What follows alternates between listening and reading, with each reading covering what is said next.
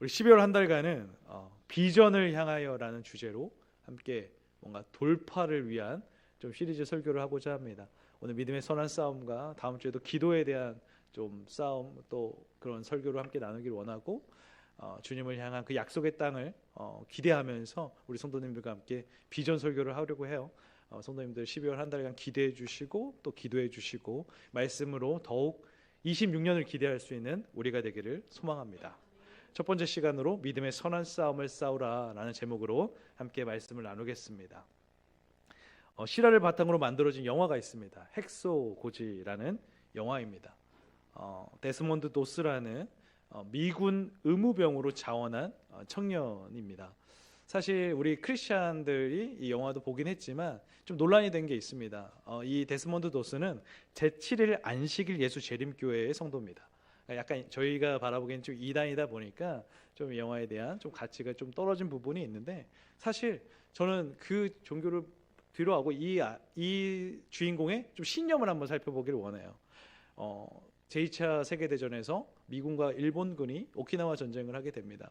정말 포탄이 막 쏟아지는 그 전쟁터에서 이 데스몬드 도스는 아무래도 양심적 거부, 군 병역 거부자이기 때문에 무기 없이 의무병으로 그 전쟁터에 들어가게 됩니다. 그 전쟁터에서 수많은 부상병들을 구해내요. 저 포스터에서 보듯이 75명의 부상병들을 구해내게 됩니다. 구하여 온 그 자신의 몸에는 17개의 수류탄 파편이 박혀 있었습니다. 너무 놀라운 거거든요. 이 75명 가운데 미 군만 구한 게 아닙니다. 모든 쓰러져 있는 부상병들을 구했으니 미군과 적군 일본군도 함께 구해냅니다. 전장에서 그가 밤낮을 가리지 않고 부상병을 구해내면서 했던 기도, 바로 이 기도를 합니다. 주님, 부디 제가 한 명이라도 더 구할 수 있도록 도와주십시오. 그에게는 아군과 적군할 것 없이 부상병이라면, 한 생명을 구할 수 있다면 자신은 그 한 몸을 불살라 구하고자 했던 것이죠.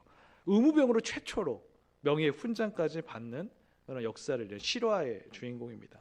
저는 이 사람의 역사를 보면서, 실화를 보면서 아군 적군할 것 없이 모든 이들 한 생명을 귀하게 여겼던 그의 신념만큼은 우리 크리스찬들이 본받아야 되지 않을까라는 생각을 합니다. 사랑하는 성도님들, 오늘 함께 말씀을 나눌 때 우리는 지금 믿음의 선한 싸움을 싸우고 있습니다.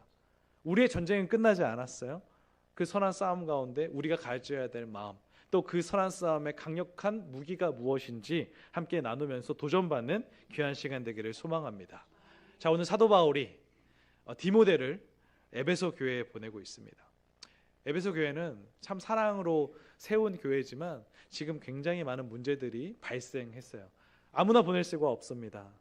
정말 가장 사랑하고 가장 아끼는 사도 바울의 아들과 같은 영적 아들이라고 할 수 있는 디모데를 그곳에 보내며 사도 바울은 강력한 사랑을 담아서 오늘 목회 서신을 그에게 쓰고 있는 것이죠. 지금 에베소 교회는요, 이 선한 싸움을 싸우다가 믿음 안에서 파선한 이들이 너무 많았고요, 이 에베소 교회를 너무나 혼란스럽게 하는 악한 이들도 너무나 많았습니다. 정말 신성을 모독하고 망령된 말을 하며 진리를 자꾸 거부하는 사람들이 너무나 많았다는 거예요. 그래서 디모데를 보내면서 너는 목회자로서, 특별하게 영적 지도자로서 믿음의 선한 싸움을 절대로 포기해서는 안 되는데 그 중에 가장 중요한 것은 기도다. 모든 사람을 위하여 간구와 기도와 도구와 감사를 해야 된다라는 말을 쓰고 있는 것입니다.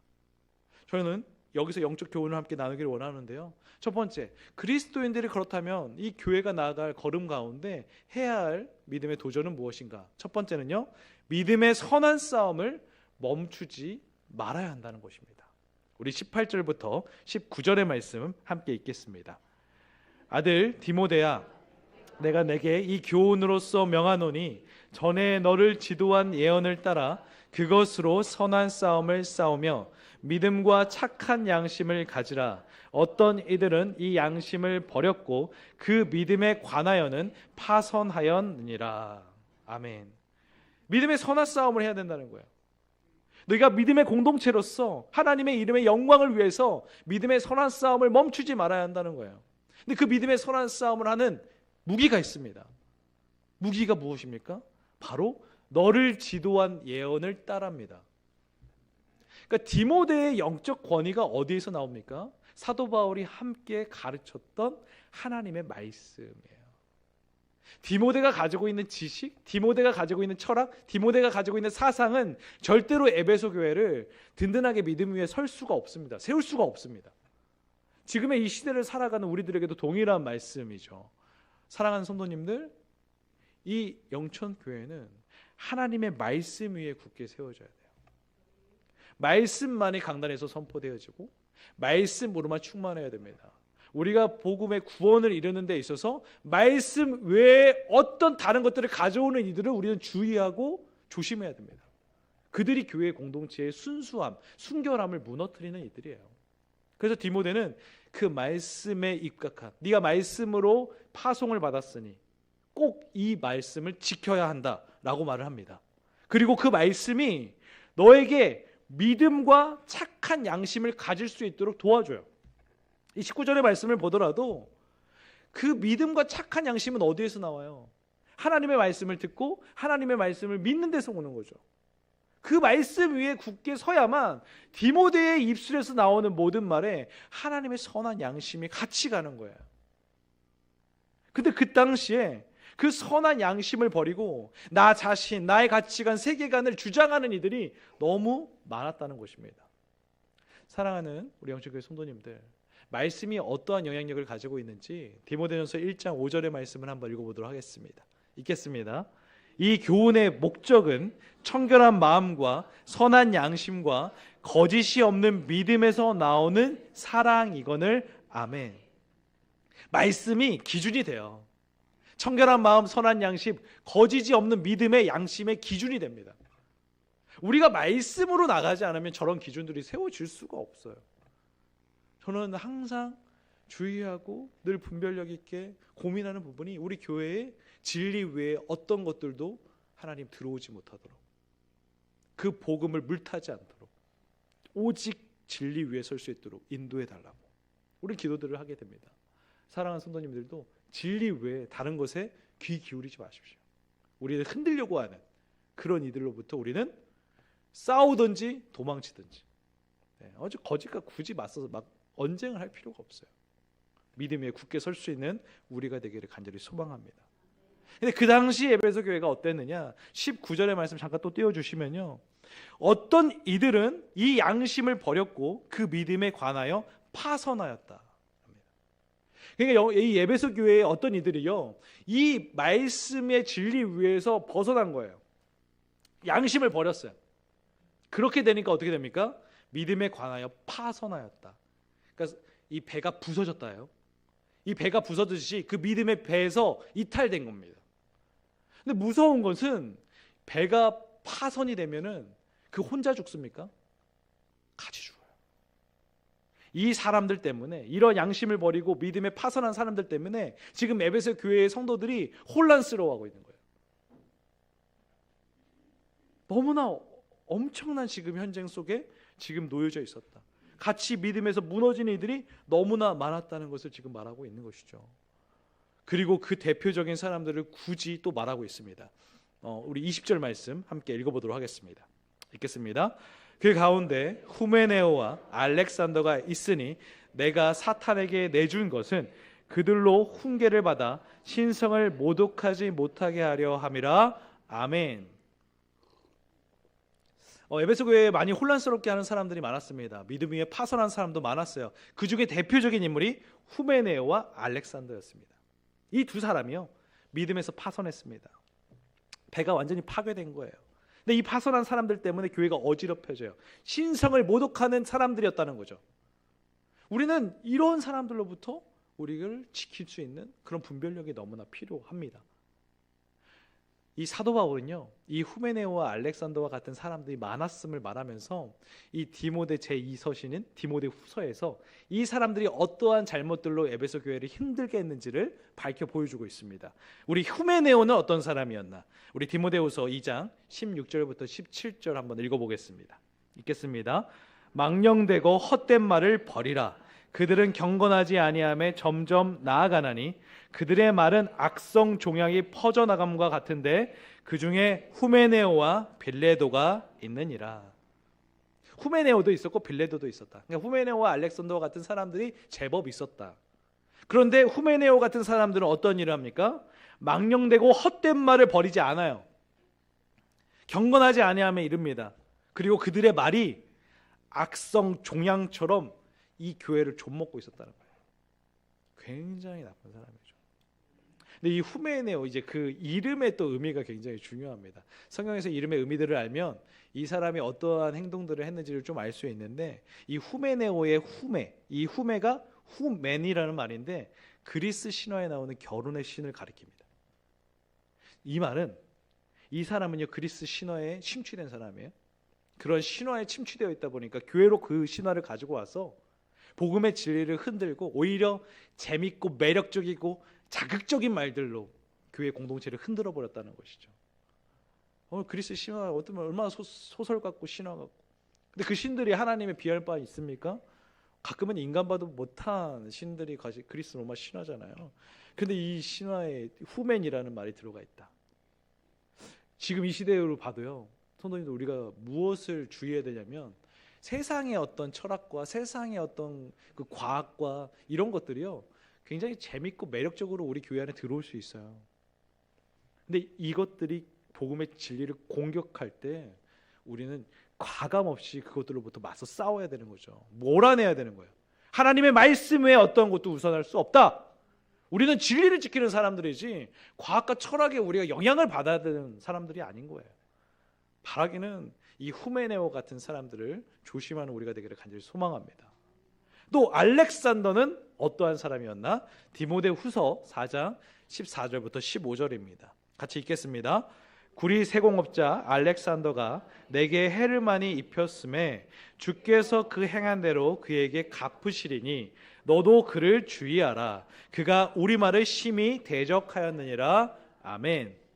알렉산더는 구리 세공업자예요. 그런데 그의 이름의 뜻이 어원상 인간을 지키는 사람이라는 의미를 가지고 있습니다. 이 말은 알렉산더는요 굉장히 사람들에게 매력적인 사람이었다는 거예요. 그러다 보니까 그 매력, 인기를 얻기 위해서 오히려 더 자신이 가지고 있는 언변들을 사용했던 자입니다. 그런데 이 자가 했던 행동이 사도 바울에게 해를 많이 입히고 사도 바울의 말, 바로 복음의 진리를 심히 대적하였다. 인간들에게 인기를 얻기 위해서 복음을 전하는 자들을 오히려 가로막고 대적한 이가 바로 알렉산더입니다. 사랑하는 성도님들, 하나님의 말씀은요 정말 이 열방을 통틀어서 퍼져나가야 되는 거룩한 진리입니다. 근데 그 역사, 그 사명을 가로막는 이들, 정말 악성 종약 같은 그들, 우리가 믿음의 선한 싸움 가운데 그들을 무찔러 내야 될 줄 믿습니다. 그런 사람들을 주의해야 되는 거예요. 이런 사람들에게 있어서 사도 바울이 어떻게 말합니까? 사탄에게 내어주었다라고 말하죠. 이것은 많은 학자들이 출교를 의미한다라고 말해요. 그러니까 교회의 공동체에서 그들을 내보냅니다. 그러니까 우리가 가끔은 사랑의 공동체가 어떻게 출교라는 것을 할 수 있습니까? 라고 말할 수 있어요. 그러나 출교는 교회의 거룩성과 순결함을 지키는 굉장히 중요한 역할임과 동시에 이 출교를 통하여서 사도 바울이 이들을 얼마나 사랑했는지를 알 수가 있어요. 성도님들, 뭐라고 말하고 있습니까? 그들이 더 이상 신성을 모독하지 못하게 하려 함이라. 그들이 이 공동체에 있으면요 계속 신성을 모독할 겁니다. 하나님의 영을 모독하는 죄는 어떤 심판을 받게 되죠? 죽음이에요. 죽음. 그들이 더 이상 죄짓지 않게 하기 위해서 출교한 거예요. 근데 출교에는 사랑의 의미가 있어요. 회개하고 다시 공동체에 돌아오기를 바라는 마음이 있는 겁니다. 사도 바울의 그런 마음으로 그들을 출교시키고 교회의 거룩성과 순결함을 지키고 그들이 다시 돌아오기만을 바랬던 거죠. 그런 사람들이 계속 있으면요 교회는 계속 그 영광과 충만, 그 십자가의 복음이 희미해지고 힘을 잃어갑니다.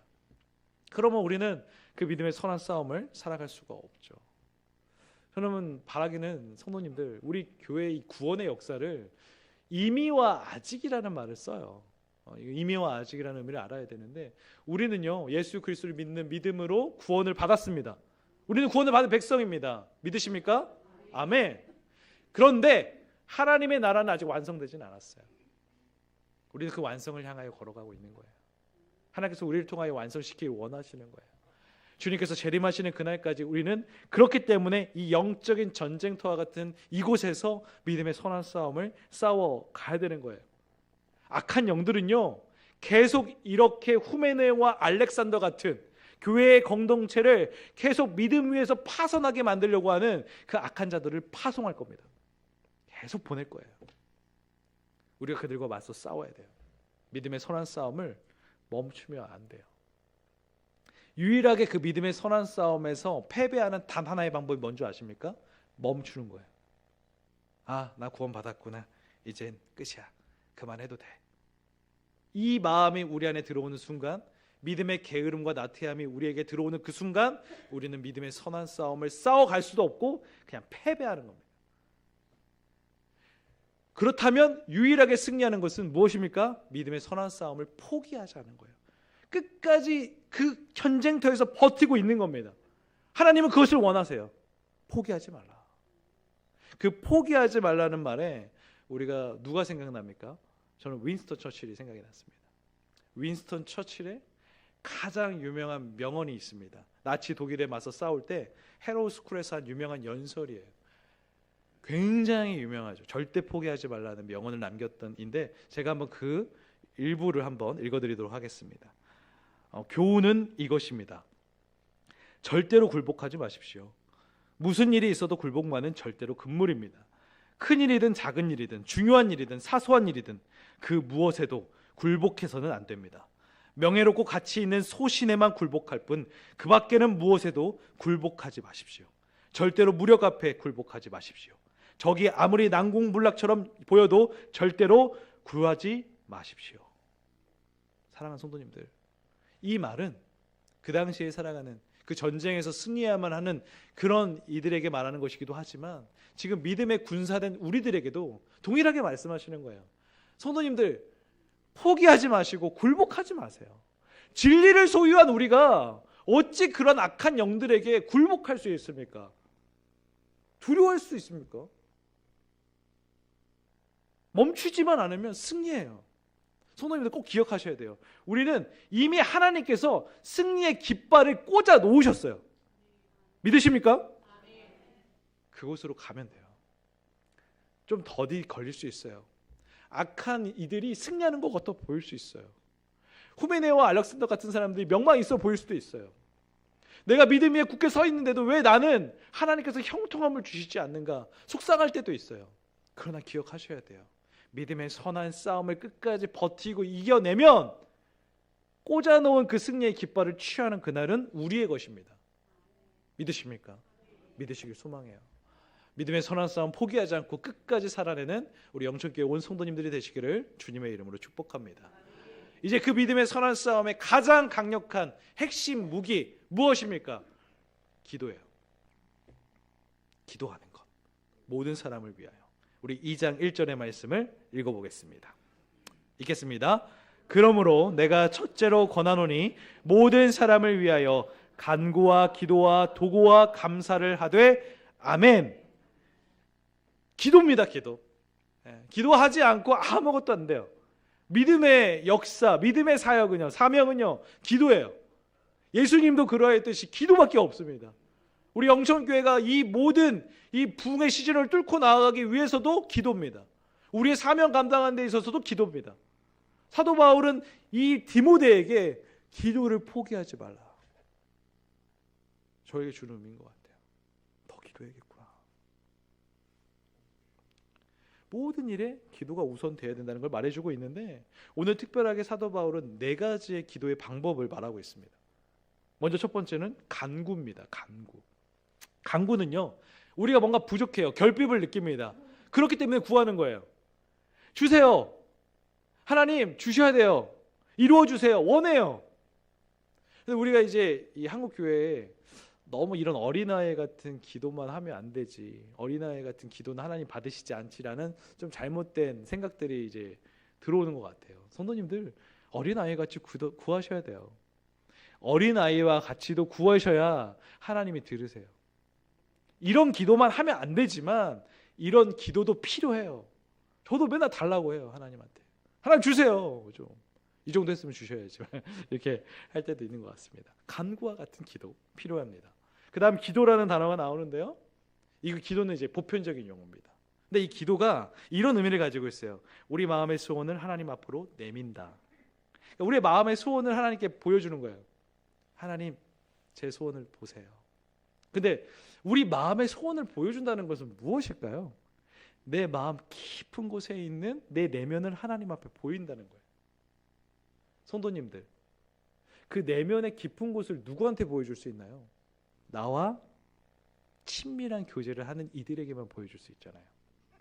나하고 친밀한 교제도 없어요. 나를 대면 알아요? 아니, 나를 알지도 못해요. 알지도 못하는 사람한테 가서 내 소원 이거예요, 들어주나요? 아니잖아요. 하나님 그걸 말씀하시는 겁니다. 내 내면의 소원을 말하고 하나님 들으시고, 아, 너의 소원이 그구나. 계속 인격적인 교제가 이루어지는 거예요. 하나님과의 관계가 형성되는 겁니다. 하나님 그렇기 때문에 그 관계를 형성한 하나님의 자녀를 위해서 그 마음 깊은 소원을 들어주신다. 그렇다면 우리 교회에도 주는 의미가 있죠. 우리 목회자들, 우리 성도들, 우리 교회 모두가 그 소원, 우리의 마음의 소원을 하나님께 내밀고 하나님과 관계하시고 하나님이 그 열매를 맺혀주심을 경험할 수 있는 우리 영천교회 되기를 소망합니다. 자, 도고입니다. 도고는 이런 의미가 있어요. 만남, 대화, 동행, 청원, 개입, 이런 문헌적인 의미가 있는데 결국 이겁니다. 도고라는 것은 타인과 하나님 사이에 개입하여 그 타인을 위하여 하나님께 기도하는 행위, 중보기도예요. 중보기도. 우리가 예수님이 유일한 중보자다 보니까 이 도고기도라는 말을 쓰기도 했었는데, 중보기도 쓰면 어떻습니까? 타인을 위해 기도하는 것 너무 중요해요. 이제 어쩌 보면은 좀 기도의 그 레벨이 좀 올라가는 걸 느끼죠. 간구, 기도, 이제 타인을 위한 도구. 우리가 중요한 것은요, 타인을 위해 기도해야 돼요. 믿음의 공동체는 나만을 위해서, 내 공동체, 내 사랑하는 가족만을 위해서 기도하는 것이 아니라 나에게 하나님께서 주신 믿음의 동역자들을 위해도 계속 중보기도해야 합니다. 이 중보기도야말로 가장 아름다운 사랑의 열매를 맺게 하십니다. 우리 함께 옆에 분들을 위해서, 우리 공동체를 위해서 계속 기도할 수 있는 우리가 되기를 소망합니다. 마지막 감사는 하나님이 주신 것에 무조건 감사의 고백, 인간의 반응입니다. 우리가 계속 감사의 시리즈 설교를 함께 나눴는데 결국 감사가 하나님 드릴 수 있는 가장 최상의 높은 레벨이에요. 주셔도 감사, 안 주셔도 감사. 그런 기도를 하다 보면 하나님 무조건 주십니다. 하나님께서 주신 모든 것들을 누릴 수 있는 우리가 되기를 간절히 소망합니다. 그러니까 이러한 단계들을 거치면서 기도해야 된다는 거예요. 믿음의 선한 싸움에 이런 기도 없이 어떻게 승리할 수 있느냐. 너희들이 이런 무기를 가져야 된다는 거예요. 근데 중요한 게 있어요. 어떻게? 모든 사람을 위하여입니다. 우리 2절의 말씀 읽어보겠습니다. 임금들과 높은 지위에 있는 모든 사람을 위하여 하라. 이는 우리가 모든 경건과 단정함으로 고요하고 평안한 생활을 하려 함이라. 아멘. 자, 1절에도 모든 사람을 위하여, 2절에도 모든 사람을 위하여 라고 말합니다. 모든 사람을 위하여 기도한다. 맞아요. 처음에 들으면 그치, 우리가 해야지. 근데 모든 사람 신경이 쓰여요. 근데 오늘 2절에 보면 임금들과 높은 지위에 있는 사람, 이것은 그 당시에 사람들이 들었을 때 굉장히 불편한 말입니다. 왜일까? 그 당시에 임금은 누구냐? 바로 로마의 네로 황제를 의미합니다. 그리고 높은 사람들, 정치인들을 의미합니다. 성도님들, 크리스천들을 엄청나게 박해했어요.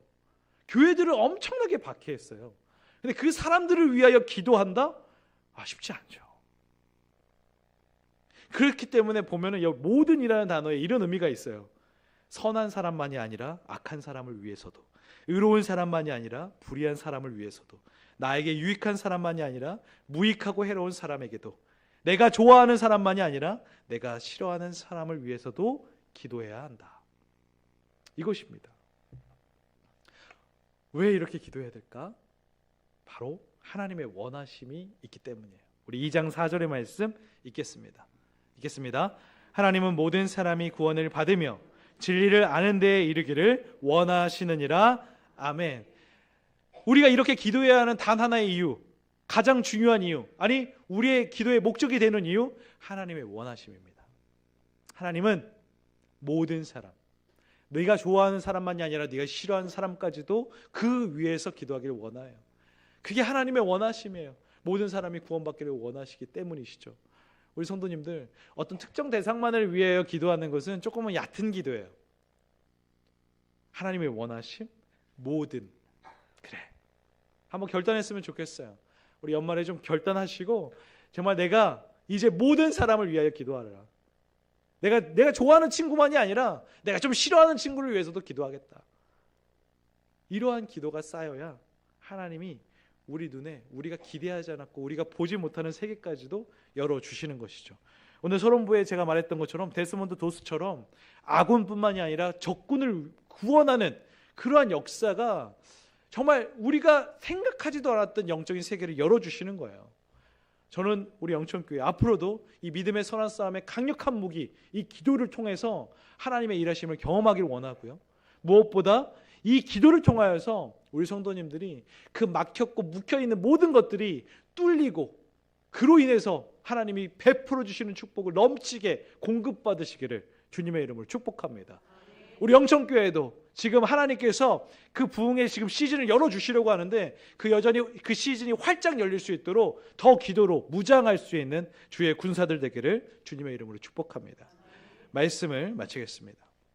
사도 바울은 이제 에베소서에서도 이 하나님의 전신갑주, 우리가 함께 말씀을 나눴는데 이 전신갑주가 전신갑주되게 하려면, 이 영적인 전쟁터에서 승리하게 하려면 무엇을 해야 된다고 말을 하냐? 바로 기도입니다. 우리 에베소서 6장 18절 말씀 함께 읽겠습니다. 모든 기도와 간구를 하되 항상 성령 안에서 기도하고 이를 위하여 깨어 구하기를 항상 힘쓰며 여러 성도를 위하여 구하라. 아멘. 모든 기도와 간구 그리고 여러 성도를 위하여 구하라. 디모데전서 말씀과 동일하게 사도 바울은 기도를 강조하고 있습니다. 당연히 에베소서 또 에베소 교회를 향한 또 서신이다 보니까 이곳에 지금 믿음의 선한 싸움 가운데 가장 필요한 것, 기도가 있어야 된다는 것을 너무 알았어요. 영적인 전쟁터입니다. 믿음의 선한 싸움을 싸우기 위해서 우리는 전신갑주를 입어야 되는데 입었다고 끝나는 게 아니라는 거예요. 입었다면 기도해야 된다는 거죠. 기도하고 간구하고 구하여야 하나님이 일하신다는 거예요. 믿음의 선한 싸움을 승리케 하신다는 겁니다. 우리 성도님들, 기도를 포기하지 마십시오. 하나님을 신뢰하세요. 하나님이 이미 우리에게 승리의 깃발을 꽂아놨다. 이걸 신뢰하세요. 그럼 가면 돼요. 우리는 그 길 위에 찬란한 승리가 기다리고 있는 겁니다. 더욱 기도로 무장하시고 기도로 하나님의 일하심을 기대할 수 있는 우리 영천교회 되기를 간절히 소망합니다. 마지막으로 우리 광고 때도 말씀드렸지만 제가 올 한 해 사역을 돌아보면서 좀 많은 반성들을 했어요. 하반기에 열심으로 하긴 했으나 기도를 우선순위로 두지 못했던 것 같아요.